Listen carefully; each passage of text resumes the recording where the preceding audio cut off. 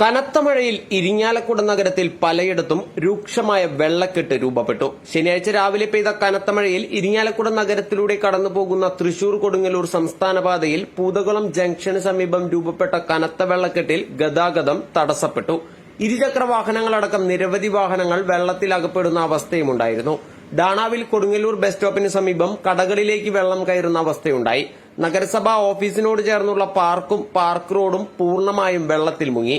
പലയിടത്തും ജലനിധി കുടിവെള്ള പദ്ധതിക്കായി റോഡ് വെട്ടിപ്പൊളിച്ചിട്ടിരിക്കുന്നതിനാൽ ഇതും അപകടങ്ങൾക്ക് കാരണമാകുന്നുണ്ട്.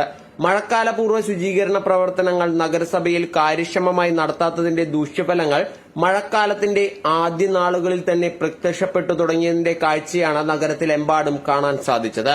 കാനകൾ വൃത്തിയാക്കാത്തത് മൂലം പലയിടത്തും റോഡിലൂടെയാണ് വെള്ളമൊഴുകുന്നത്.